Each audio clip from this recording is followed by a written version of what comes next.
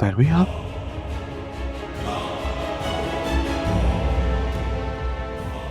I'm sorry.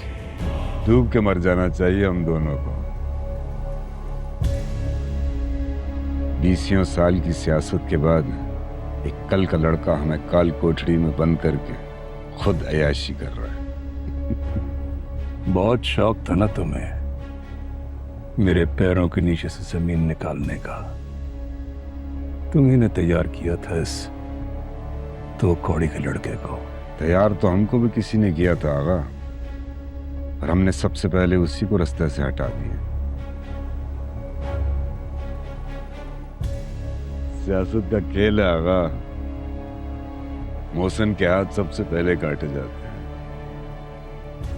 लेकिन मुझे अंदाजा नहीं था कि ये लड़का इतनी जल्दी मेरे हाथ काट देगा।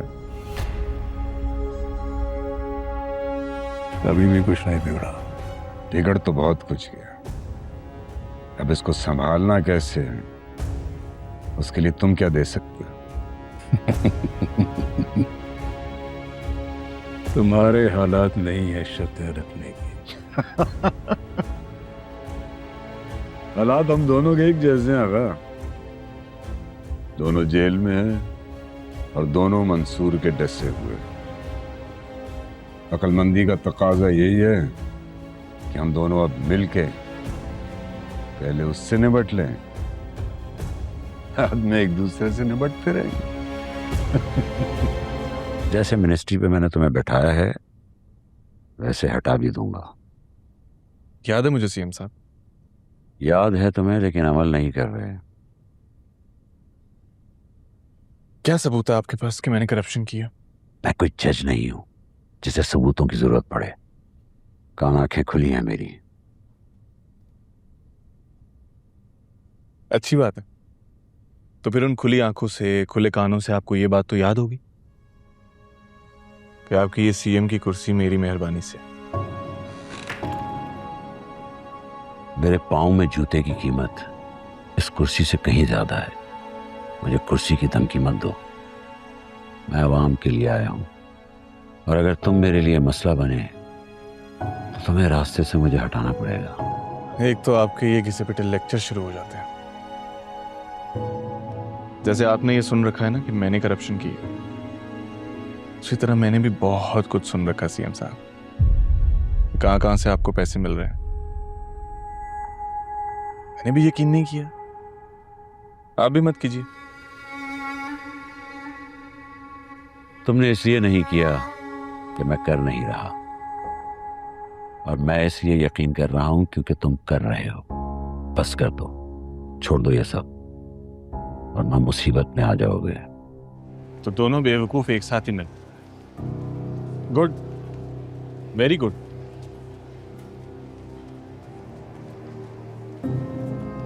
क्या सोच के तुमने असेंबली से रिजाइन दिया? पूछा तुमने मुझसे? और तूने मेरे खिलाफ बकवास करते। क्या कुछ नहीं किया मैंने तुम दोनों के लिए? तूने किया हमारे लिए। याद भी है तुझे? खाना खाने के पैसे नहीं होते थे तेरे पास, किताबें तक नहीं ले सकता था। मैंने बांटा तुझसे सब। जब जब तू मुश्किल में था ना, मैं खड़ा था तेरे साथ। और मैंने कुछ नहीं किया तुम दोनों के लिए। किया ना, हमारा इस्तेमाल। इलेक्शन से पहले मेरा और इलेक्शन के बाद शाहिदा का। अबे तुझे तो मालूम भी नहीं होगा कितनी दफा तेरे ऑफिस के चक्कर काटे। तेरे घर आया मैं, और हर बार मुझे जलील करके धक्के देके घर से निकाल दिया गया। लेकिन अब नहीं, अब और मजीद इस्तेमाल नहीं होंगे आप। तुम्हारे साथ जुड़े लोगों ने बहुत मुश्किल वक्त देखा है, और सच यही है कि तुम उनके लिए कुछ नहीं कर पाए। कभी कभी एहसास होता है मुझे इस चीज का। सबसे ज्यादा अदील, सबसे पुराना दोस्त है मेरा अदील। मुझे गुस्सा तो है,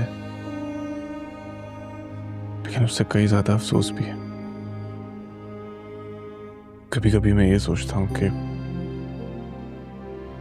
क्या मैं कुछ गलत तो नहीं कर रहा।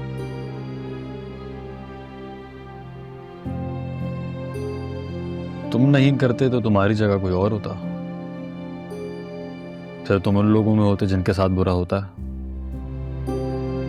और उस तरफ तो तुम काफी अरसा रह चुके हो, क्या दोबारा रहना चाहते हो? नहीं, बिल्कुल नहीं। लेकिन यही बात दूसरों को समझ क्यों नहीं आती ताहिर भाई? कह तो रहा हूं, तुम अकेले आगे बढ़े हो।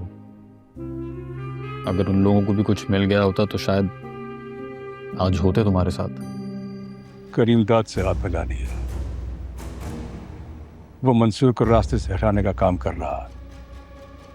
बहुत जल्द एक अच्छी खबर आएगी, हम पे कोई इल्जाम नहीं आएगा। एक आदी मुजरिम ये काम करेगा, बस चंद दिनों की बात। मतलब मंसूर का मर्डर? एतराज है तुम्हें? मैं कोई बचगाना बात नहीं सुनूंगा। वो सिटिंग मिनिस्टर है बाबा। सिटिंग मिनिस्टर नहीं मरते क्या? बाबा ये गलत है। तुम्हारा दिमाग खराब हो गया है। तुम वही गलती कर रही हो जो आज तक करती आई है। मैं सब कुछ सजा कर प्लेट में तुम्हें देता हूं, तुम सब कुछ बर्बाद कर देती हो। आपने जाकर करीम दाद से हाथ मिला लिया, उस करीम दाद से जिसकी वजह से मेरी जिंदगी बर्बाद हो गई। तुम्हारे साथ जो हुआ वो मंसूर ने किया। तुम्हारी पहली तरजीह उसे मौत के घाट उतारना होनी चाहिए। मंसूर ने कुछ नहीं किया मेरे साथ। मंसूर मुझे धोखा नहीं देना चाहता था। ये सब कुछ करीम दाद ने करवाया। वो तो खुद करीम दाद का डसा हुआ है। उसने किया हो या ना किया हो, तुम ये मानना चाहती हो कि वो बेकसूर है। मगर ये बात याद रखो, अगर इस दफा मेरे रास्ते में आने की कोशिश की तो मैं ये भूल जाऊंगा कि तुम मेरी औलाद हो। लीडर होना एक जिम्मेदारी है, और तुम्हें अच्छी तरह पता है कि मैं खुद से ज्यादा अपने कारकुनों की फिक्र करता हूं। लेकिन जेल ने मेरे हाथ बांध रखे हैं और मुझे तुम्हारी जरूरत है। मैं भला आपके लिए क्या कर सकता हूं? मैं तो खुद जेल में हूं। हमारे लड़के तो बाहर हैं, सब देख लेंगे। आपको लगता है हमारे जेल में आने के बाद हमारे लड़के हमारे लिए काम करेंगे? क्या उन लड़कों को अंदाजा नहीं कि मैंने जो भी किया उनके लिए किया, उनके बेहतर मुस्तकबिल के लिए किया। मेरा दिया हुआ लिटरेचर और मेरी तकरीरें इतनी जल्दी असर नहीं छोड़ सकती। तुम काशिफ से बात करो, वो खुद ही मंसूर को रास्ते से हटा देगा। बाकी जो सपोर्ट चाहिए वो मिल जाएगी। करीम दाद और बाबा ने हाथ मिलाया है। वो जेल में तुम्हें मारने की प्लानिंग कर रहे हैं। तुम पे कभी भी हमला हो सकता है। मेरा अब भी वही सवाल है, तुम ये सब मुझे क्यों बता रही हो? तुम्हारा तो इसमें फायदा, मैं रास्ते से हट जाता और तुम्हारा रास्ता साफ हो जाता।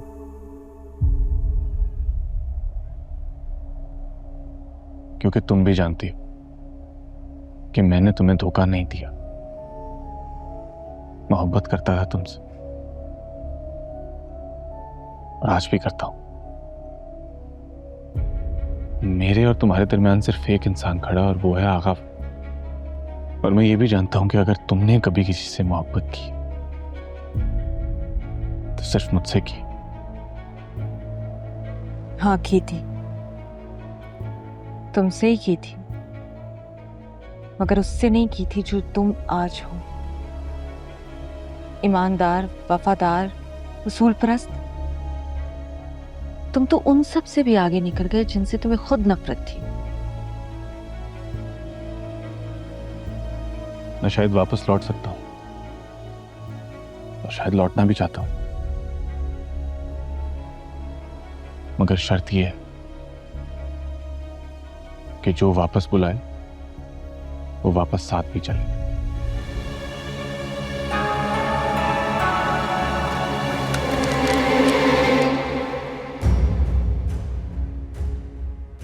ताहिर भाई आप?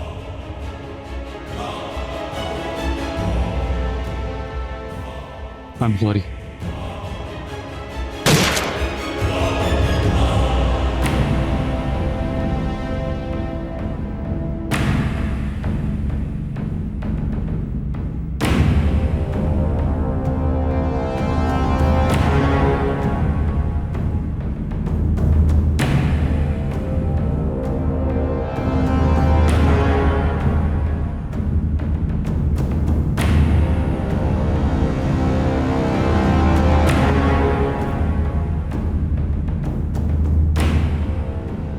क्यों बचाया तुमने मुझे? शफीक भाई ने भेजा मुझे। दादा साहब ने इन्हें तुम्हें मारने को कहा था। मुझे कुछ समझ नहीं आ रहा। ताहिर भाई मुझे मारना चाहते थे, शफीक मुझे बचाना चाहता था, तुमने ताहिर भाई को मार दिया। यहाँ वो क्या रहा है? गाड़ी में बैठे मिनिस्टर साहब आपको एक महफूज मुकाम पे पहुंचा कर बताते हैं क्या हो रहा है। सर, बच गया सर। कैसे? वो मालूम नहीं, लेकिन न्यूज़ में ये बता रहे थे कि उन पर जानलेवा हमला हुआ है, जिसके नतीजे में ड्राइवर और उनका सेक्रेटरी दोनों जान बहक हो गए हैं और खुद रूपोश हो गया है। तुम्हें पता है ना कि अब वो हमारे लिए एक अजाब बन जाएगा। मैंने कोई कमी नहीं छोड़ी थी, उसे जिंदा नहीं रहना चाहिए था। जिंदा बच गया है और अब हम बहुत ज्यादा देर जिंदा नहीं रहेंगे। तोड़ो मेरा गिरबान, तोड़ो गिरबान। हम मरने वाले हैं पर इसके जिम्मेदार तुम हो। तू ठीक तो है ना? ठीक हो। लेकिन ये सब तुम लोगों ने क्यों किया और कैसे किया दिल? ये हो क्या रहा है यहाँ? क्योंकि हम अब तक तुम जैसा नहीं सोचते। हम में कुछ इंसानियत बाकी है। मुझे अब भी तुमसे काफी इख्तिलाफात हैं और मैं अब भी तुम्हें अपना मुजरिम समझती हूँ, लेकिन तुम्हारे ये तीनों दोस्त, इन्होंने जमीन आसमान एक कर दिया तुम्हें बचाने के लिए। मगर ये नहीं कैसे पता? और काशिफ क्यों आया था मुझे बचाने?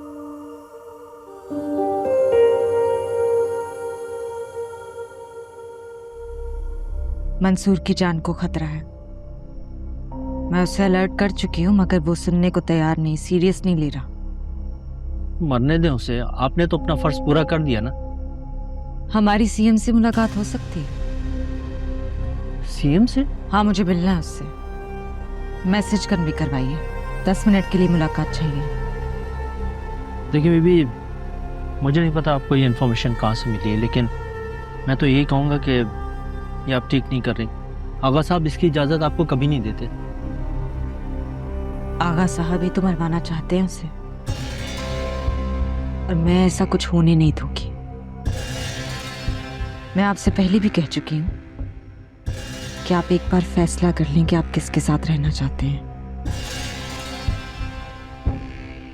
मैं आपके साथ हूँ, आपको वही मशवरा दूंगा जो आपके लिए बेहतर होगा। मुझे भी थोड़ा वक्त हो गया है सियासत में, अपने सही और गलत का फैसला खुद कर सकती हूँ। अगर मंसूर को मैं नहीं मारता तो वो उसको किसी और के थ्रू मरवा देंगे। यकीनन मरवा सकते हैं वो। तभी तो मैं चाहता हूं कि तुम उसको बचाओ। मरने से पहले मैं ये एक नेक काम करना चाहता हूं, लेकिन तभी कर सकूंगा अगर तुम मेरी मदद करोगे।